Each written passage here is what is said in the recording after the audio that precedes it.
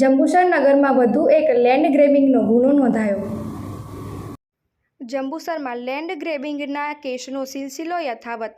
હમણાં જ જંબુસર એક આરોપીની ધરપકડની શાહી સુકાઈ નથી ત્યાં બીજો બનાવ સામે આવતા જમીન ચાવ કરનાર ભૂમાફિયાઓમાં ફફડાટ.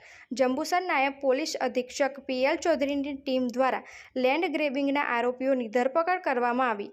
પિતા પુત્રની લેન્ડ ગ્રેબિંગ એક્ટના ગુનામાં ધરપકડ કરવામાં આવતા વિસ્તારમાં ચકચાર મચી જવા પામેલ છે.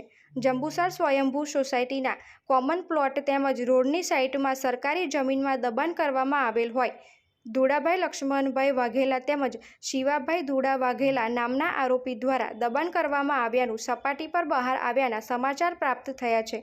Reporter Ramesh Parmar, BN news Gujarati, Jambusar. Jambusar police સ્ટેશનમાં લેન્ડ ગ્રેબિંગ એક્ટ અન્વયે ગુનો દાખલ થયેલ હતો. જે ગુનામાં આ કામના જે ફરિયાદી શ્રી છે મનહરભાઈ ત્રિભુવનદાસ પટેલની માલિકીના પ્લોટમાં તથા ત્યાં શ્રી સ્વયંભૂ સોસાયટી છે તેનો પણ એક કોમન પ્લોટ હતો તથા સરકારી પડતર જમીન હતી. જેમાં આ કામના જે તોમતદારો છે એ પોતાના ઝૂંપડાઓ બનાવીને રહેતા હતા તથા એમાં એમની ઢોર ઢાંખર પણ બાંધેલા હતા. એ રીતે એમને ગેરકાયદેસર દબાણ કરેલું હતું.